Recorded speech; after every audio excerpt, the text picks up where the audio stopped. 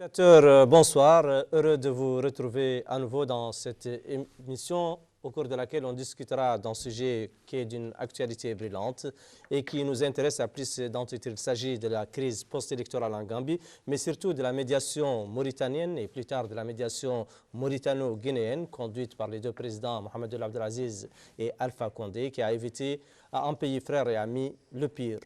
Un accord a été arraché à la dernière minute et a permis un règlement pacifique de la crise en Gambie. Cet accord a été salué par le secrétaire général de l'ONU, Antonio Guterres, qui s'est réjoui sur son compte officiel que l'état de droit a prévalu en Guinée. Est-ce que cette médiation a été bien accueillie par l'ensemble des pays membres de la CEDEAO? Était-elle un succès pour la Mauritanie? L'accord conclu est-il contraignant pour toutes les parties, ONU, Union africaine, CEDEAO et Gambie? Pour répondre à ces questions, nous avons invité pour vous ce soir sur ce plateau Messieurs Son Excellence Bilal Oulouerzeg, ancien diplomate. Bonsoir. Bonsoir. Nous avons également Dr Mohamed El-Matala, qui est professeur d'université et juriste. Bonsoir, Monsieur Mohamed. Et nous avons également avec nous notre confrère Mohamed Valoul Oumer, qui est journaliste, éditorialiste et analyste politique. Bienvenue à vous tous. Merci d'avoir accepté notre invitation. Et c'est avec vous, Excellence, qu'on va débuter. Quelle signification ou quelle lecture faites-vous à cette médiation qui a été saluée par la communauté internationale dans son ensemble? Moi, je l'apprécie à sa juste valeur. Je pense que c'est une négociation qui est venue en bon moment, parce que quand même la négociation, ça reste la fonction centrale de la diplomatie. Et du moment que les deux présidents ont entamé cette négociation, moi, je pense qu'ils ont essayé d'avoir une gestion responsable de la situation politique en Gambie. Et ceci, effectivement, a débouché un règlement pacifique. Donc, je tiens d'abord à féliciter les deux présidents. Je tiens aussi à souligner le rôle prépondérant qui a été joué par notre pays et notre diplomatie. Je sais que si les relations diplomatiques sont consolidées avec la Gambie, c'est parce que nous avons aussi des relations personnelles consolidées. Depuis la nuit des temps, les relations entre la Gambie et la Mauritanie ont toujours été très bonnes, surtout les présidents. Et je pense que ceci a grandement facilité le fait de mettre en confiance Yahya Jammeh pour qu'il accepte le règlement pacifique. Je pense que dans cette histoire, il est indéniable que la médiation qui a été menée a été un succès. Mohamed Wad. Moi, je crois que d'abord, pour parler de tout ça, il faut revenir un peu à l'origine de la crise, au déroulement. Il y a un journaliste et ça a commencé comme ça. Dans un premier temps, Jammeh reconnaît sa défaite. Entre-temps, on parle de chasse aux sorcières, on parle de la possibilité pour lui d'être poursuivi, d'être, disons, jugé pour son régime, son règne, qui a duré 22 ans et qui ont été 22 ans de souffrance pour les Gambiens, etc. Et donc, il revient sur sa reconnaissance des résultats. Et à partir de ce moment-là, il y a quelque chose qui s'enclenche. D'abord, politiquement, on essaye politiquement de résoudre la question, puis tout se précipite et on va vers l'option militaire. Et c'est là où intervient cette intervention, où intervient cette médiation. D'abord la mauritanienne à part entière, et qui, à mon avis, a commencé par le voyage du président Mohamed El Abdelaziz à Banjul, où il a rencontré Yahya Jammeh et où il a exprimé, il s'est exprimé en disant qu'il y avait le début de quelque chose et qu'il y avait la possibilité, et même je crois qu'il y a eu un accord, un premier accord verbal, et c'est pourquoi, sinon, le président ne serait pas passé par Dakar.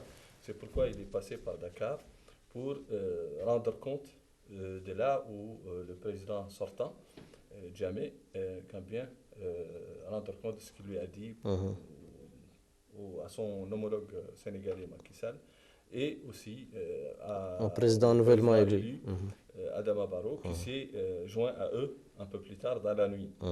Si on regarde le fil des événements, on comprend alors une parole du président ici, quand il est reparti, au moment de repartir avec Alpha Condé cette fois-ci, donc avec la CEDEAO, il avait dit, il s'est passé quelque chose que je n'ai pas compris, que je ne comprendrai jamais. Ça veut dire quoi? Ça veut dire qu'il y avait un accord, il y avait quelque chose sur lequel les gens avaient accepté de travailler, et ce quelque chose a été remis en cause. Je crois que c'est d'abord sur les deux points, le point qui ont été soulignés par Jammeh dans un premier temps, c'est-à-dire que Adama Barrow attend de revenir en Gambie pour prêter serment et que la menace militaire cesse. Et les deux, en moins de 24 heures, on avait les troupes aux frontières. Les troupes de la CEDEAO. Les troupes de la CEDEAO. Disons les troupes sénégalaises. Et Adama Barrow avait prêté serment à l'ambassade de son pays à Dakar. Et c'est à ce moment-là que s'est engagée la CEDEAO pour rebondir sur l'initiative de Mohamed El Abdelaziz et repartir vers, disons, Banjul. Et c'est à ce moment-là que le moment diplomatique, le vrai moment diplomatique a joué. Et donc on est arrivé à cet accord qui n'a pas empêché ce qui a suivi. Je pense qu'on on y reviendra. En tout cas, Mohamed, vous qui êtes juriste, vous êtes professeur d'université, un accord a été conclu.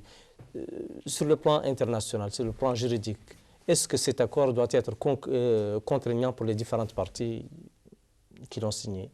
Merci. Je tiens d'abord à vous remercier de m'avoir donné cette opportunité pour saluer et apprécier à sa juste valeur l'implication efficace et efficiente du président de la République dans la résolution de la crise gambienne. Il y a lieu ici de rappeler que ce n'est pas la première fois que la Mauritanie est sollicitée pour la résolution des conflits en Afrique. Je cite l'exemple le plus récent, c'est celui de la Côte d'Ivoire, où la Mauritanie a été mandatée par l'Union africaine pour la résolution de la crise post-électorale en Côte d'Ivoire. Il y a lieu aujourd'hui, et ça c'est un euphémisme que de le dire, de constater qu'il y a un leadership bien établi, incarné par le chef de l'État, qu'il faut saluer et magnifier. La résolution de la crise gambienne a été certes résolue avec l'implication de la Mauritanie, mais aussi de la CEDEAO et du président Alpha Condé. Ça aussi, c'est des initiatives salutaires qu'il va falloir quand même mettre en exergue. Alors, Mohamed Val a raison tout à l'heure. Les enjeux stratégiques font qu'aujourd'hui, tout ce qui se passe chez le voisin peut avoir des impacts donc, sur nous. C'est quoi une médiation? Alors, une médiation, c'est un accord à l'amiable signé entre deux parties. Cet accord, une fois signé par ces parties-là, est revêt un caractère obligatoire, c'est-à-dire que les parties sont dans l'obligation de le respecter. Mais ceci n'est valable que dans le cas d'une médiation réussie. Et on peut dire aujourd'hui que la médiation qui a eu lieu en Gambie, c'est une médiation réussie qui a abouti au départ de Yahya Jammeh, et le président élu est sur le point de rentrer en Gambie pour prendre naturellement les règnes du pouvoir. Oui, on peut bien le dire qu'un accord il devient obligatoire. Voilà. Excellence, suivant votre expérience, ce genre d'accord, généralement, il est respecté par les différentes parties, non? Oui, bon, pour revenir un peu à l'accord et pour parler, comme dit Mohamed Wald, donc du début de la crise, vous savez, le président Jammeh a reconnu sa défaite. Mais à l'époque, la CENI avait parlé d'une différence de 50 000 voix. Quand ils ont fait le calcul définitif, ils ont remarqué qu'il y a une différence de 20 000 De 20 000 voix, oui. C'est pourquoi lui, il a été un peu réticent et son entourage aussi a été un peu réticent. Et là, je crois qu'il y a un manque au niveau de la CEDEAO qu'il va falloir combler. C'est le contentieux électoral. La CEDEAO doit penser, avant d'intervenir, de voir dans quelle mesure elle peut pallier, elle peut aider à régler les contentieux électoraux. Parce qu'il y avait quand même une voie ouverte pour le règlement. Concernant l'accord en lui-même, comme je l'ai dit tout à l'heure, vous savez, les deux présidents, pour comprendre un peu qu'est-ce qui s'est passé et la déclaration qui a été adoptée, les deux présidents ont chargé une commission.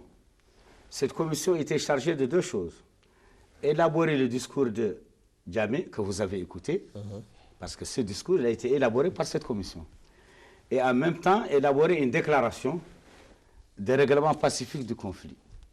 Cette commission était composée de notre ministre secrétaire général de la présidence, de Ibn Chambas, qui est le représentant des Nations Unies, d'un représentant de la CEDEAO, de deux représentants de la Gambie, dont la vice-présidente et une autre ministre. Et donc, cette commission a siégé, a élaboré ce document, ces déclarations. Quelqu'un de l'Union africaine. Oui, il y a quelqu'un de l'Union africaine, un représentant de l'Union africaine. Quand ils ont élaboré ces déclarations, ils ont abouti au fait que donc, Yahya Jammeh lise la première déclaration qu'ils ont élaborée et ils se sont mis d'accord sur la déclaration qui dit, voilà, Yahya Jammeh doit partir, ainsi de suite. Le contenu, on viendra après au contenu. Mais nous, en tant que diplomates, on considère que ce genre de déclaration constitue une sorte de modus vivendi. C'est-à-dire qu'il a été fait au moment où toutes les parties étaient informées de façon régulière, par téléphone, les présidents du Nigeria, du Sénégal, ainsi de suite, et au moment où tous les représentants étaient là en train d'élaborer ces déclarations. Par conséquent, une fois que cette déclaration a été adoptée et qui ne dit rien consent, ça veut dire qu'elle a, elle a normalement l'aval de toutes les parties. Sinon, ils auraient dû quand même marquer les réserves au moment où cette déclaration a été élaborée. Et comme elle a été élaborée par des partis dont je vous parle maintenant, les représentants de l'Union africaine, de la CEDEAO, des Nations Unies, de la Gambie et de la Mauritanie, à ce moment-là, personne n'a émis de réserve contre cette déclaration. Par conséquent, pour nous, du point de vue du droit, ça devient une sorte de modus vivendi et ça engage tout le monde. Maintenant, le contenu de la déclaration. On y reviendra tout à l'heure au contenu de la déclaration. Mohamed Val, vous évoquiez tout à l'heure la volte-face de Jammeh qui, dans un premier temps, avait reconnu le résultat du scrutin du 1er décembre. Juste une semaine après, le 9, il dit qu'il ne reconnaît pas. Son Excellence évoquait tout à l'heure le problème de comptage de voix. Non, je pense que c'est un prétexte pour Jammeh. Je pense que ce qui a fait peur à Jammeh, c'est surtout la possibilité du procès, parce que tout de suite, les ONG, tout de suite l'entourage d'Adama Barrow, et lui-même, il est revenu sur ses premières déclarations pour pointer, et pour promettre des procès, pour promettre des poursuites. Quand on a un chef d'État comme celui-là, il y a un minimum disons, de prudence à faire, parce que quand on est un militant du changement, on doit savoir qu'est-ce qu'on a en face. Et on doit mesurer ce qu'on dit. Il est toujours au pouvoir, il a toujours une garde prétorienne, il a toujours ses alliés, et après tout, il a 35% des électeurs avec lui. Donc, il ne faut pas lui faire peur. Et il faut le laisser, il faut accompagner ça doucement. Et ça, c'est l'une des erreurs des oppositions en Afrique et dans le monde arabe. Chaque fois, c'est qu'on tend tout de suite à faire peur à ceux qui sont au pouvoir pour qu'ils ne laissent plus, parce qu'on leur donne l'impression que si jamais ils quittent le pouvoir, ils sont foutus. Ils sont finis, quoi. Et on va les poursuivre, ils seront maltraités, ils auront leur procès et tout.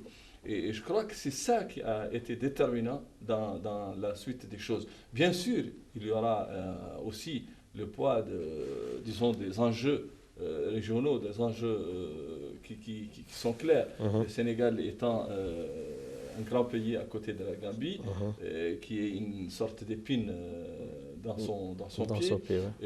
Jammeh ayant joué le rôle toujours disons, de trouble-fête pour les politiques sénégalais, les vieux souvenirs de la Confédération de la Sénégambie, le fait que le Sénégal soit divisé en deux à cause de ce petit pays qui est là, et tout ça c'est un peu un cumul de raisons qui font que le Sénégal est le premier pays intéressé par la Gambie, et donc que c'était là l'occasion de faire définitivement, de régler le problème de la Gambie définitivement. Et je crois qu'il y a eu, peut-être qu'on en parlera, je crois qu'il y a eu, je n'hésite pas à parler d'instrumentalisation de la CEDEAO et des mécanismes de la CEDEAO. Même que le Sénégal a avancé une résolution auprès du Conseil de sécurité des Nations Unies et qui n'a pas pu faire passer comme il le voulait, c'est-à-dire qu'elle n'a jamais été une autorisation d'utiliser les armes. Elle a été juste une caution politique pour la CEDEAO, mais pas l'article 7 n'a jamais été évoqué. Donc on ne peut pas dire que c'est quelque chose de permis par les Nations Unies. Et la preuve que c'était plus que ce qu'on croyait, c'était pas exactement la... C'est que quand il y a eu le règlement de la chose, c'est-à-dire le règlement de la crise avec le départ de Jammeh, ça n'a pas évité qu'aujourd'hui, les Djambars sont dans la présidence de Gambien. À Banjul. Mohamed? Bien, les vrais enjeux aujourd'hui, c'est des enjeux sécuritaires. Et ce qui se passe en Gambie peut facilement avoir des répercussions, non pas sur le Sénégal, qui est le voisin immédiat, mais sur beaucoup d'autres pays, y compris la Mauritanie, parce que nous disposons d'une forte communauté en Gambie, qui a un pouvoir économique réel, et des problèmes en Gambie auront forcément des répercussions sur la Mauritanie, et même sur d'autres, la Guinée-Bissau, etc. C'est ce que les chefs d'État africains de la CEDEAO, du président de la République, ont très vite compris, et ils ont joué le rôle qui devrait être le sien. Et malheureusement, moi je pense qu'il faut faire attention. On a tendance à penser que certains pays voisins avaient beaucoup plus à perdre de l'instabilité en Gambie que nous. Ce n'est pas le cas. C'est pas le cas. Donc il y a une certaine prudence qu'il faut quand même avoir. Et mieux, une médiation, elle n'est jamais imposée. La médiation, elle est d'abord volontaire. Elle n'est pas coercitive, en ce sens que le médiateur, on ne demande pas au médiateur d'imposer une solution.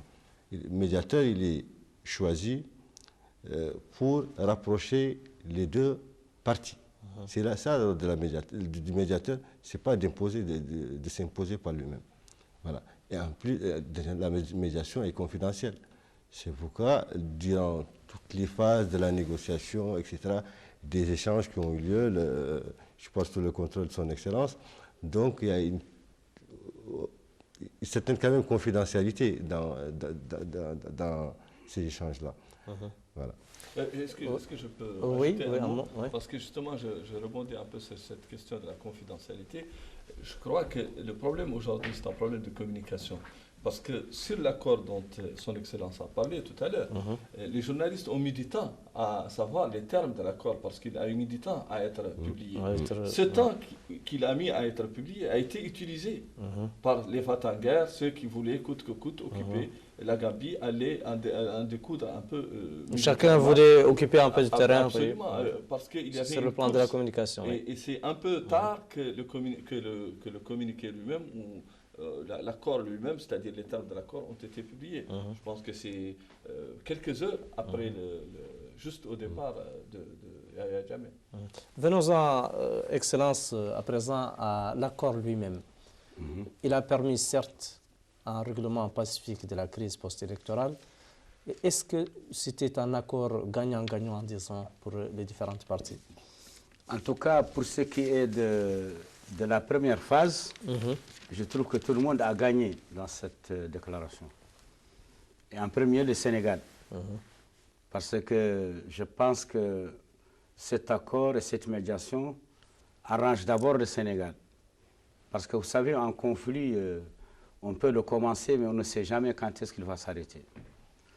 En plus, comme l'a dit le professeur, ça arrange toute la sous-région. Parce qu'elle sera l'objet d'une déstabilisation assez importante. Et je pense que les déstabilisations que nous avions déjà sont assez suffisantes. Je pense aussi que si, pour la première fois en Afrique de l'Ouest, on arrive à régler un problème, tout le monde quand même doit s'en réjouir. Par les Africains eux-mêmes. Oui, par les Africains eux-mêmes. Tout le monde doit s'en réjouir. Et concernant maintenant le contenu de l'accord, d'abord il fallait que Djamé parte.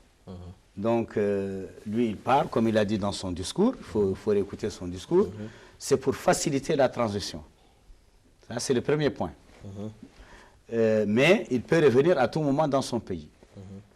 Donc le deuxième point, c'est que le président ne fera pas l'objet de poursuites, ni lui, ni sa famille, ni ses proches, ni son entourage, ni ses supporters. Le troisième point, c'est qu'il n'y aura pas de chasse à l'homme, de chasse aux sorcières, comme on dit. Et là, si vous avez écouté la déclaration d'Ibn Chambas, après la déclaration, il a très bien dit qu'il n'y aura pas de chasse aux sorcières et qu'il faut éviter cela. Un autre point sur lequel peut-être les gens ne sont pas d'accord, mais qui figure quand même dans la déclaration, c'est que la CEDEAO, à partir de ce moment-là, doit arrêter les options et les opérations militaires. Mais elle doit aider à ce que les Gambiens se réconcilient entre eux. Je pense que, grosso modo, voici le contenu de l'accord. Parce que, vous savez, l'accord, ce n'est pas une fin en soi. Quand on viendra à la conclusion, on verra cela. Ce n'est pas parce que ça s'est arrêté maintenant qu'il n'y aura pas de clash demain. Tout ceci dépend d'abord du nouveau président, dépend du fait qu'il y ait une véritable réconciliation, dépend du fait qu'il va respecter les services qui existent déjà et qui sont en Gambie, parce qu'au départ de Djamé, qui a reconnu sa défaite et qui a demandé à ses supporters qu'ils reconnaissent cette défaite, en temps normal, ses supporters et les services gambiens de sécurité, des affaires étrangères, de l'éducation, normalement devaient attendre le retour du président pour lui passer le relais. Ça, en temps normal. Bon, il est vrai que le président élu dit qu'il voudrait quand même être sécurisé un peu par la CEDEAO. C'est bien, moi je pense que ce n'est pas une mauvaise chose, mais il ne faut pas que ça dure. Et il ne faut pas qu'on tire sur la ficelle. Parce que quand un président vient et que des forces étrangères viennent, vous savez, la dissolution d'une armée n'est jamais une chose facile. Et ça n'a jamais rien réglé du tout. La dissolution de tous les services ne règle rien. Donc il faudrait quand même beaucoup de tact et beaucoup de compréhension de la part du président élu et du tact de la part de la CEDEAO pour que la situation se stabilise. Mais il est indéniable que la négociation qui a été menée, la médiation qui a été menée, a abouti à un règlement pacifique pour le moment, mais il peut toujours être objet de remise en cause si les choses, si vous voulez, ne marchent pas comme cela a été prévu. Parce qu'une fois que Djamé reconnaît sa défaite, normalement tous les services gambiens devraient être à la disposition du nouveau président. C'est comme ça que ça se passe. Et donc, mais quand les services gambiens ne sont pas à la disposition du président élu, et qu'il y a des forces de la CEDEAO qui veulent peut-être vider certains ou faire... Ceci pourra très bien déboucher sur une autre situation que justement nous allons voulu éviter avec cette démarche. Et personne ne trouvera son compte dans cette histoire. Donc les va-t-en en guerre, moi je ne les comprends pas. Et je ne pense pas d'ailleurs que le Sénégal, certainement, il doit apprécier la médiation du président Condé et du président Mohamed Abdelaziz. Parce qu'ils sont les premiers concernés. Et je crois que ça les aide en premier. Mohamed Val, vous en tant qu'observateur, à la lumière de ce qui s'est déjà passé, le départ de Djamé, mais en même temps la présence des forces, disons, de la CEDEAO ou du Sénégal sur le territoire gambien qui ne figurent même pas dans les clauses de l'accord. Quelle lecture faites-vous de l'application, disons, des différents termes de cet accord-là? Je crois que, bon, il y a quelque chose que tout le monde a... C'est une faute quelque part que tout le monde finalement a commise. Aussi bien ceux qui ont décrété ou fait cet accord parce qu'ils n'ont pas associé le président élu, qui est quand même s'il est au Sénégal, même s'il était, enfin s'il est dans... Je m'excuse, Mohamed Ouad, mais je pense que tous les protagonistes ont été contactés, étaient représentés, mais étaient contactés aussi par téléphone. C'est comme ça que la négociation se passe. C'est classique. C'est-à-dire, tu parles une fois avec le président Macky Sall, tu parles avec le président Eli, tu parles avec le président du Nigeria, la commission prépare les textes, et ainsi de suite. À ce problème de communication. Donc, en tout cas, nous ne savons pas qu'il y a eu ça. Nous savons qu'il y a eu cet accord qui est signé par les 3 organisations et donc ça devait se faire comme ça. On ne peut pas, en lisant l'accord et en voyant les faits qui se sont déroulés devant nous, on ne peut pas envisager qu'il y ait un prétexte de plus pour faire entrer des soldats ou des armées en territoire gambien. D'autant plus que le chiffre est énorme. Il y a déjà 4 000 et on table sur 7 000. C'est énorme par rapport à un petit pays comme la Gambie. Et les soldats gambiens ont été obligés de sortir de la présidence gambienne, ce qui est un symbole. C'est vrai, c'est au nom de la sécurisation. Qu'est-ce que c'est un président élu, légitime, qui revient et qui a encore peur de son peuple? C'est l'autre qui devait avoir peur de son peuple. C'est pas le contraire. Je pense que c'est un prétexte qui a été mal fait. Et je pense que ça tue l'avenir. Parce que autant tout le monde devait faire attention à ce pouvoir qu'on dit démocratique, qui est sorti des urnes, qui a cette légitimité, mais qui a besoin de s'affirmer. De s'affirmer non seulement contre Djamé, mais contre toutes les autres velléités. De s'affirmer comme une force autonome est capable de gérer ce pays, ce petit pays qui finalement... Mais le nouveau président ne se sent pas sécurisé jusqu'à présent, d'après ce qu'il dit, d'après ce qu'on entend. Il dit qu'il attend d'abord que les forces de la CEDEAO sécurisent la situation pour assurer son retour dans son pays. Oui, exactement. Je ne comprends pas de qui il a peur. Il a peur peut-être des petits, enfin, selon ce que j'ai vu. Il a peur des fidèles d'un régime qui a duré 22 ans. Oui, peut-être. Peut-être. Il a raison. Moi, je pense, sans vous couper... La peur est légitime parce que les méthodes de ce régime, on les connaît. Elles sont terribles. Mais parmi les peurs aussi, il y a les peurs métaphysiques aussi. Il ne faut pas l'oublier. Il refuse d'aller à la présidence parce qu'il croit qu'il y a Mais il y a beaucoup de choses. Il y a beaucoup de choses contre lesquelles la rationalité n'est pas là. Et quand vous avez peur, c'est votre pays. Vous êtes appelé à le diriger. Il faut venir. Vous n'avez plus le droit, depuis le départ de Djamé, le nouveau président n'a plus son devoir, c'est d'être chez lui et de montrer qu'il est chez lui. Le devoir du Sénégal, le devoir de la Mauritanie, leur intérêt, le devoir de la Guinée, de tous les pays environnants, c'est d'aider justement à renforcer cette confiance en soi et cette réconciliation qui est prévue par l'accord et qui exclut toute vindicte. Bon, ceci dit, il ne faut jamais excuser. Il faut faire, comme il l'a dit, une commission peut-être vérité et réconciliation. Mais ça, c'est à toi et ton peuple de le décider quand tu seras revenu parmi les tiens. Mais pas avant. Pas avant. Moi, je crois plutôt qu'on est en train de créer un problème. On est en train de créer un problème. Et si ce n'est pas réglé très rapidement, je crois que c'est un nouveau centre de crise, d'instabilité, de tension qui va s'ajouter à ce qui se passe en Afrique. On ne le souhaite pas en tout cas. Je pense que la nature a horreur du vide. Et la CEDEAO, le président de la République et le président de la Guinée ont fait l'effort de répondre quand même aux attentes des Gambiens, en poussant en quelque sorte Djamé vers la sortie.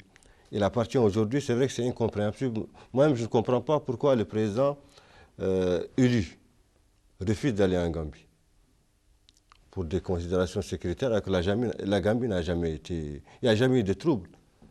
Même post-électoral, il n'y a pas eu de trouble. C'est quoi? Il y a quand même aujourd'hui une certaine incompréhension dans le comportement du nouveau président élu. Et c'est vrai que ça ne doit pas durer, puisque la nature a horreur du vide, et si ça dure, ça peut créer d'autres situations qui seront difficilement maîtrisables. Ça c'est une chose. Deuxième chose, la situation en Gambie n'est pas encore stable. Et les Gambiens doivent faire preuve de beaucoup de hauteur et de sacrifice, d'esprit de sacrifice. C'est bien beau de parler de commission, vérité et réconciliation, mais il ne faut pas aller très vite. Moi, je pense que quand on gère une nation, c'est tout un processus. Et la Gambie sort quand même d'un régime de 22 ans. On ne peut pas effacer un régime de 22 ans par une commission ou en 2 ou 3 jours. Ça prend du temps, c'est tout un processus.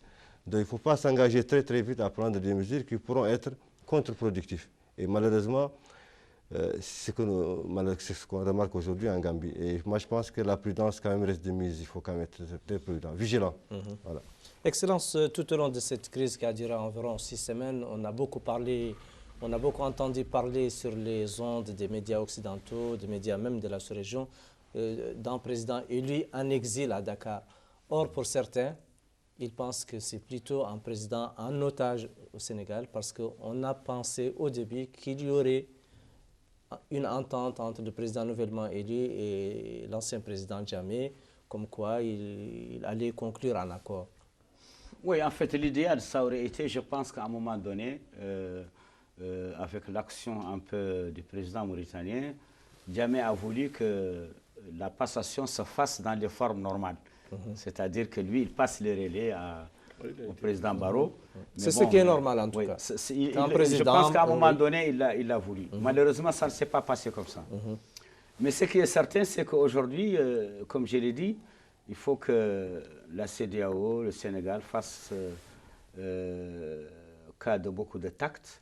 Parce qu'actuellement, vous avez en Gambie tous les services qui sont pratiquement là-bas. Vous avez la vice-présidente qui est là-bas. Vous avez une des ministres qui a assisté à la commission qui est là-bas. Vous avez le chef d'état-major qui est là-bas. Vous avez les militaires qui ont dit qu'ils ne tirent pas une seule arme. Donc, Barrow, il va travailler avec ces gens. Il va travailler avec ces gens. Donc, je pense que si ça se passe normalement, sans exagération, sans essayer de frustrer les populations, je pense que ça peut se passer normalement. Et en tout cas, c'est l'intérêt de tous pour que ça se passe.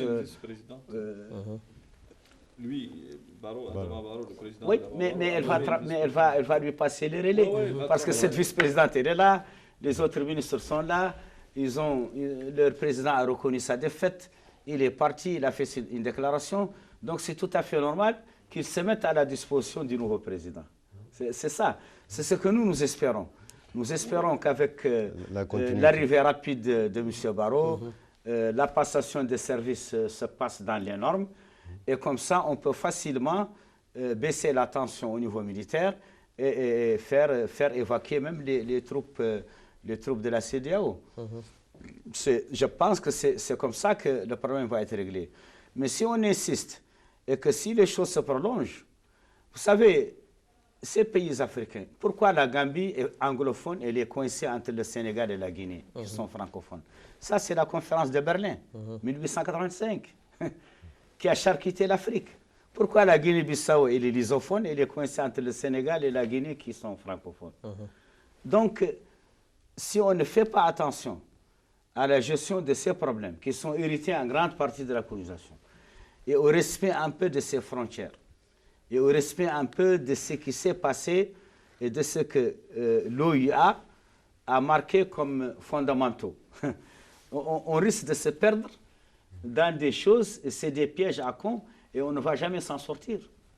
Donc c'est pourquoi le mieux aujourd'hui pour la Gambie, c'est que le président élu aille rapidement là-bas.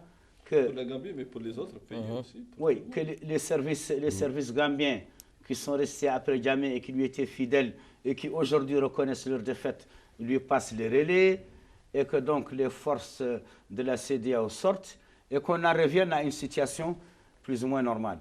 Moi, je pense que, en tout cas, tous les diplomates conscients, et les diplomates sont des gens de paix, ils doivent vouloir régler cette situation rapidement, dans la mesure où ils ont quand même la chance que le président sortant a été convaincu par ses pairs de sortir en vue de faciliter la transition. Mais si sa sortie ne facilite pas la transition, on risque de revenir à la case départ. Il y aura des énervements, il y aura certainement des frustrations. Et là, c'est dangereux. En tout cas, le Sénégal recèle assez de ressources intellectuelles et d'intelligence pour comprendre et pour faire comprendre aux autorités, enfin, il y a la classe politique, etc., qu'on ne peut pas occuper un pays. C'est pas possible. Et qu'il y a le complexe de la Sénégambie qui est là. Il y a les virulents de la Sénégambie qui sont là, de la Confédération de Sénégambie qui sont là. Il y a aussi des trucs ethniques, des considérations ethniques qui doivent être posées. Et le fait que le président Adama Barrow, dans sa première déclaration et dans l'un des 3 premiers objectifs déclarés qu'il va faire, c'est le pont entre Farafenni et c'est le pont qui va traverser le fleuve Gambie et qui va lier les 2 Sénégal, le Sénégal Nord et le Sénégal Sud. Le fait qu'il reste encore jusqu'à présent au Sénégal, tout ça peut créer des frustrations, peut compliquer la chose, surtout que dans la sous-région, il n'y a pas que le Sénégal qui est intéressé par la Gambie. Il y a la Guinée, il y a le Mali, il y a le Niger, il y a les pays anglophones qui sont là aussi et qui doivent être intéressés quelque part par l'existence de la Gambie, enfin l'existence d'un pays qui s'appelle la Gambie. Et le fait de venir sous le drapeau ou sous la roulette ou sous le label CEDEAO ne justifie pas et ne peut pas justifier éternellement que des soldats occupent un pays. C'est quand même des soldats étrangers. Mais il y a surtout la menace terroriste qui se greffe souvent sur les foyers de tension, quelle que soit par ailleurs leur zone. Non, ça, vous soulevez quelque chose de très important. C'est une question importante. Il faut souligner, il faut dire, il faut rappeler que la Gambie est traversée par un courant. Il y a des courants très forts, radicaux, qui sont là et qui travaillent. Depuis très longtemps, on dit même que Yahya Jammeh lui-même était un peu... Mais il a proclamé la République islamique de Gambie. C'est ça. Mais il y a plus que ça. Il n'y a rien de mal à déclarer que c'est une République islamique. Mais quand il y a des écoles, quand il y a des relations, quand il y a quelque chose sur lequel peut se greffer justement le radicalisme, ça devient dangereux et ça donne une légitimité. Revenons à présent à la médiation mauritanienne parce que le temps qui nous est imparti touche à peu près à sa fin, pour parler de cette médiation qui a réussi au moment où tout le monde pensait que la guerre ou l'intervention militaire était inéluctable. Comment elle était perçue, cette médiation-là, par les politiques mauritaniens? Mohamed, Excellence. Bon, moi d'abord, je regrette... parce que lui, il est politique aussi. je regrette profondément que certains politiques mauritaniens n'aient pas apprécié à sa juste valeur la médiation du président de la République. Vous savez, nous avons ici une opposition, nous avons une majorité. Mais moi, je pense, très sincèrement, plusieurs oppositions. Je pense très sincèrement que quand il s'agit de la politique extérieure, nous devons tous nous retrouver sur vraiment la même ligne et sur les mêmes intérêts quand il s'agit de politique extérieure. Et d'autant plus que dans cette histoire de la Gambie, on joue un peu de la géopolitique. Et quand on joue de la géopolitique, tout citoyen a intérêt à être derrière son président. Si vous lisez un peu la presse du Sénégal, l'opposition à Macky Sall, qui il y a une semaine l'insulte, le traite de tous les mots, depuis que la crise de la Gambie a commencé, ils sont tous avec Macky Sall et tous derrière Macky Sall. Ralliés sur les mêmes positions. Et donc, moi, ça m'attriste un peu parce que ce n'est pas parce que je suis diplomate, c'est parce que d'abord je suis patriote. Et j'aimerais bien quand même que l'opposition, concernant la politique extérieure de la Mauritanie, revienne à des sentiments qui savent apprécier le rôle d'abord de la Mauritanie. Parce que, vous savez, ce n'est pas étonnant que le président Aziz réussisse sa médiation en Gambie. Ça, c'est quelque chose que Dieu a donné à la diplomatie mauritanienne, à notre position géostratégique, à notre appartenance à toutes les organisations, qu'elles soient à l'ouest, au sud de l'Afrique, qu'elles soient au nord. Et ça, c'est une position de la Mauritanie. Donc, c'est une position stratégique. Et quand nous avons une réussite dans cela, nous devons tous l'apprécier. Parce que même si demain le président Mohamed Abdelaziz n'est pas là, la Mauritanie doit rester fondamentalement avec cette position géostratégique capable de faire des réussites aussi bien en Afrique de l'Ouest qu'en Afrique du Nord. Et là, je suis étonné, je suis attristé quand je vois que certains politiques la confondent un peu avec les situations intérieures. Moi, je suis opposant. Je négocie avec le président Abdelaziz comme opposant. Mais je ne m'oppose pas sur une médiation réussie par mon président ou sur le fait qu'on envoie des soldats mauritaniens en Centrafrique ou qu'on les envoie en Côte d'Ivoire. Mais je ne peux pas m'opposer à ça. Mais sur le plan intérieur, je m'oppose à la gestion, je m'oppose à beaucoup de choses. Mais la politique extérieure, moi j'aimerais bien, et je lance un appel à toute la classe politique, pour que réellement ils puissent apprécier à sa juste valeur cette médiation et pour une fois soutenir le président dans cette histoire, parce qu'elle n'est pas encore terminée. Moi je pense qu'il faut faire la part des choses. Le chef de l'État, le président de la République, il incarne l'État. Il ne représente pas l'opposition, encore moins le pouvoir, une majorité, non. Il représente tous les Mauritaniens.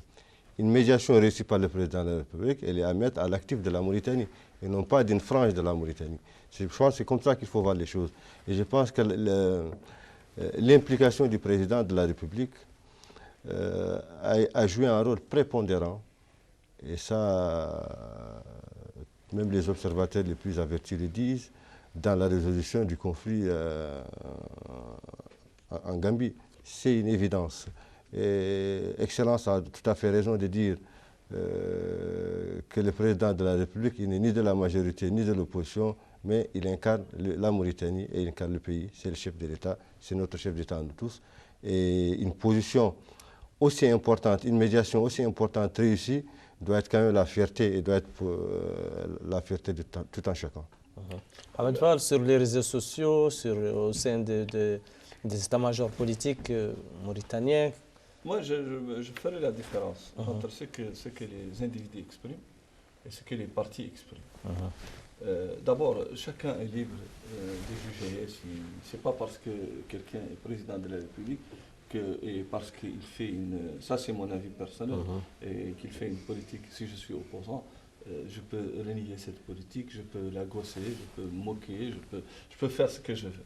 Mais je crois que ce serait injuste de dire que les partis politiques mauritaniens n'ont pas apprécié. Il y a beaucoup d'individus, les réseaux sociaux, souvent des anonymes, mais les partis qui se sont exprimés, ils ne se sont pas exprimés par exemple en dénonçant ou en déniant. Non, ils se sont prononcés parfois en disant le président qui réussit autant de médiation, pourquoi il ne réussit pas ici les c'est le plan intérieur. C'est le plan intérieur. D'autres ont voulu le piéger sur des considérations qui sont contestables peut-être. Mais pourquoi il n'a pas dénoncé le renoncement de Yahya Jammeh à l'époque, quand il a, etc. Donc il n'y a rien de vraiment méchant. En tout cas, moi, je n'ai pas vu, en tant que journaliste, je n'ai pas remarqué quelque chose auquel on est habitué d'habitude. Il y a le parti Tawassul, par exemple, qui a loué. Et c'est un parti fondamental du FNDI, du Forum national pour la démocratie et l'unité. Et il n'y a pas d'autres partis qui ont dénoncé ou... Non, je ne les ai pas vus. Et je crois que tous les Mauritaniens, enfin on peut le dire comme ça, étaient apeurés. Ils avaient craint pour la Gambie, parce qu'effectivement, comme l'avait dit le docteur avant, il y a beaucoup d'intérêt pour la Mauritanie en Gambie. C'est aussi la Gambie, le Sénégal, ça c'est nos profondeurs. Ce sont nos profondeurs, et ce qui arrive là-bas va certainement apparaître ici, c'est-à-dire va avoir une influence néfaste ici, comme au Mali, ça, comme au Maroc et en Algérie. Ça, c'est notre environnement, c'est notre espace vital.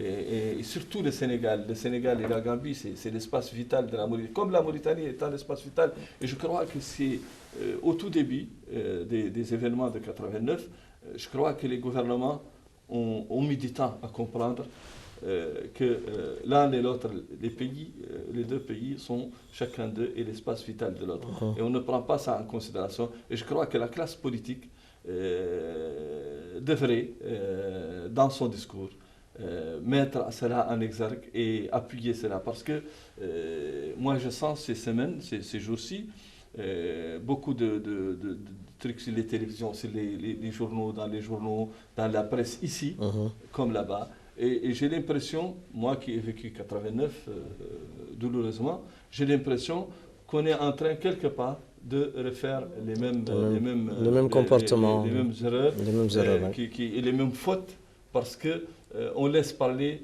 n'importe qui sur n'importe quel sujet. Et ça, je pense que c'est très grave.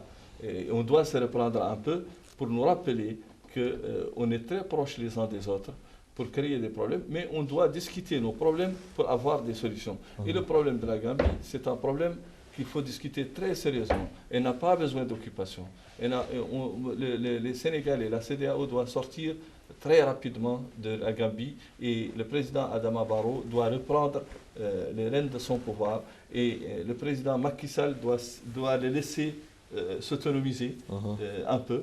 Et doit même, ça c'est pour le bien-être, pour le bien de tous les pays, de toute la zone. De toute la région. Et pour le bien du Sénégal aussi. C'est pas... Excellence, les intérêts aussi importants pour les différents pays, que ce soit le Sénégal, la Mauritanie, la Gambie, est-ce que ça ne constitue pas un enjeu supplémentaire pour instaurer la paix, la stabilité dans ce petit pays-là? Oui, absolument. Vous savez, moi je crois que je suis le témoin le plus privilégié des événements de 89, parce que j'étais chargé d'affaires à Dakar, donc je les ai vécus dans ma chair et je les ai vécus douloureusement. Et nous ne souhaitons pas un recommencement de tels événements. Et vous savez, les États, c'est des intérêts. Et quand il s'agit des intérêts, chaque État défend son intérêt.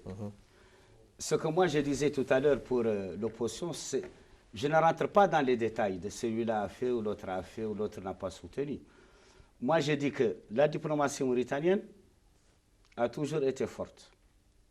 Et nous devons toujours la renforcer, quel que soit le président, quel que soit le régime, quelle que soit l'époque. J'ai dit que notre position géostratégique nous a toujours amené à avoir une diplomatie forte. Et nous devons le garder, que nous soyons dans l'opposition ou que nous soyons au pouvoir. Et ça doit être des fondamentaux. On ne peut pas dire je m'oppose à toi sur l'envoi de contingents en Centrafrique ou je m'oppose à toi sur la bonne amitié et l'entente avec le Sénégal. Non, on doit avoir des fondamentaux pour la politique étrangère sur lesquels nous nous entendons. Et si la Mauritanie quand même a cette position géostratégique, c'est parce que tout simplement elle appartient à tout ce monde. Vous savez, nous sommes à l'avant-garde de la coopération arabo-africaine. C'est nous qui sommes à l'avant-garde de la coopération arabe. C'est nous qui nous sommes membres de l'organisation, membres fondateurs de l'organisation. Nous sommes membres des Nations Unies. Nous sommes membres de la Ligue arabe. Nous avons créé le G5 Sahel pour justement pallier à ces questions de terrorisme et d'insécurité. Et donc, tout ceci fait qu'il y a des fondamentaux dans la politique extérieure de la Mauritanie sur laquelle, moi, je lance un appel à toute la classe politique pour qu'on s'entende, pour que ça soit très clair. Et moi, je demanderais à la classe politique de tirer rapidement les conclusions ou les leçons de cette crise, surtout dans l'aspect qui concerne la CEDEAO, parce que nous sommes un pays qui a malheureusement quitté la CEDEAO en 2000. Et ça, c'est une attitude à ne jamais, enfin, qui ne s'explique jamais, comme l'attitude du président, que je ne comprendrai jamais. Mais aujourd'hui, il y a énormément de choses qui sont en train d'être faites, qui ont été faites vis-à-vis de cette partie de la Mauritanie, de cet enracinement de la Mauritanie, qui a été malheureusement rompu depuis très longtemps. Et je pense qu'il faut le concrétiser par justement la marche vers le retour au sein de la CEDEAO, parce que c'est une organisation, avec cette expérience, je crois que c'est une organisation qui a quelque chose à nous donner et à laquelle nous avons quelque chose à donner aussi. Nous avons un rôle à jouer là-dedans. Ce rôle que nous avons joué aujourd'hui et que nous nous vantons de jouer, de pouvoir jouer en Gambie ou en Afrique, on ne peut pas le jouer dans le monde arabe. On ne peut pas. Mohamed, revenons à présent à cette diplomatie de plus en plus active, la diplomatie mauritanienne. Si vous avez un dernier mot à dire à ce sujet, parce qu'on est vraiment à la fin de l'émission. Je voudrais juste dire pour terminer que la diplomatie mauritanienne a pris de l'envergure ces dernières années. Elle a toujours été active, mais elle a pris encore davantage d'ampleur ces dernières années. Et je rejoins parfaitement Mohamed Val. On a beaucoup plus, je ne dis pas intérêt, mais voilà, à se positionner en Afrique de l'Ouest quand même. On a un rôle beaucoup plus important à jouer qu'en Afrique du Nord. Ça, c'est des réalités. Moi, je pense qu'il faut... Ça ne veut pas dire qu'il faut négliger. Non, ça ne veut pas... Non, loin de là. Loin de là. On doit jouer notre rôle naturel qui est celui de trait d'union. Trait d'union. De point de rencontre. De point de rencontre entre les deux espaces. Entre nos deux ancrages arabes et africains. Voilà. Parce que nous apportons aux Africains ce qui est arabe et nous apportons aux Arabes ce qui est africain. Tout à fait. Mohamed Val, votre dernier mot sera, s'il vous plaît, sur le rapport communication-diplomatie et le rôle de la communication essentiellement. J'aimerais bien apporter une position à ce que dit Mohamed. Vous aurez excellence. Concernant la CEDEAO, vous savez, c'est vrai, la Mauritanie a quitté la CEDEAO en 2000. Et sur ce plan, nous avons certains hommes politiques qui sont pour le retour à la CEDEAO et d'autres sont plus réticents. Mais je vous dis qu'en août 2014, nous avons engagé avec la CEDEAO des accords de coopération. Des accords de coopération, absolument. Et c'est notre zone naturelle et nous ne pouvons pas nous en sortir. Soit on y revient, soit on renforce les accords de coopération. Ça, c'était une précision. Mais je crois qu'il y a quelque chose de... Mais vous savez, le Tchad, est-ce qu'il appartient à la CEDEAO? Non. Qu'est-ce que la CEDEAO a fait au Mali par rapport aux troupes du Tchad, par exemple? Revenons à ma question, là, Mohamed Val, s'il vous plaît, le rapport entre communication, diplomatie. Moi, je crois que la communication, malheureusement, dans ce pays, on ignore ce que c'est cette arme. On refuse de l'utiliser. Et encore une fois, on est doublé. On est doublé par la communication parce que l'usage de la communication, c'est un art. Et c'est une science aussi. C'est quelque chose qu'il faut utiliser, qui complète la diplomatie, qui la prépare et qui la complète après. Et qui éclaire surtout. Parce que si, par exemple, sur ce sujet-là, si lors de la première médiation, par exemple, on avait tout donné, on avait donné l'information, on n'en serait pas là. Il y a beaucoup de choses qui n'auraient pas été dites. Vous voyez comment les médias internationaux, je veux dire francophones, particulièrement, comment ils cherchent, ils ignorent complètement la Mauritanie. Même que... C'était le cas durant les premières 24 heures de la médiation, on ne parlait que de la médiation gambienne. J'en ai discuté avec des rédacteurs en chef de radio et télévision étrangères au téléphone. On allait même jusqu'à dire le président guinéen a pris le président mauritanien avec lui. Mais comment ça? L'avion, c'est quoi? C'est l'avion de la Mauritanie, de la Mauritanie Airlines. D'où est-ce qu'ils sont allés? Mais c'est fait exprès. Le mot, simplement ça. Et lors de la première médiation mauritanienne, dans les couloirs diplomatiques, on a dit même, on a évoqué qu'il y aura un retour le jour qui suit du président mauritanien avant même que... Absolument. Je suis d'accord avec Mohamed Val parce que ces pays, malheureusement, on a toujours été très pauvres en communication. C'était la même chose en 1989. On a été très pauvres en communication. Mais bon, aujourd'hui, quand même, nous avons une presse libre. Mais je pense que notre pauvreté en communication, elle est réelle. Et nous devons réellement essayer de pallier à cela. Parce que moi, je me rappelle aussi que toujours dans le cadre de cette médiation, on a dit à un moment donné, le président de la République est venu trop tard.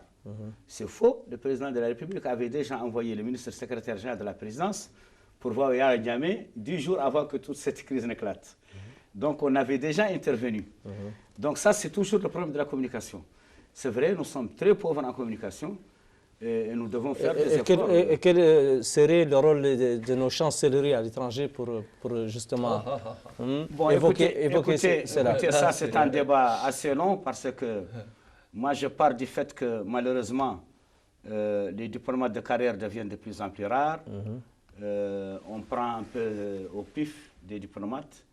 La communication aussi, c'est un art. Non, je pense qu'on ne peut pas s'attendre à grand-chose. Tout doit partir d'ici. Mais nous devons faire l'effort d'avoir une véritable communication. Vous voyez ce qui se passe même à l'intérieur. La communication est très pauvre. Même dans le cadre du dialogue interne entre nous, la communication ne s'est pas faite bien. Si vous prenez le dialogue, la communication n'a pas été bien faite. Parce que tout le monde pense que le dialogue, c'est ceci, c'est cela, alors que c'est autre chose. C'est parce que nous avons mal communiqué. Moi, je ne crois pas que c'est une question de diplomate de carrière. Parce que je vois des gens qui ne sont pas des diplomates de carrière qui font de la bonne communication à l'extérieur. Mais je vois le contraire aussi. Moi, je crois que c'est une attitude mentale du Mauritanien qui croit que la vérité finit toujours par triompher, qu'elle n'a pas besoin d'être boostée, quand on parle, c'est pas bon. Non, il y a des efforts qui doivent être faits sur le plan de la communication, ça c'est évident. Voilà, le temps qui nous est imparti est à présent terminé. Il ne me reste plus qu'à vous remercier vivement d'avoir accepté notre invitation. Merci à vous, chers téléspectateurs. Au revoir et à la prochaine fois.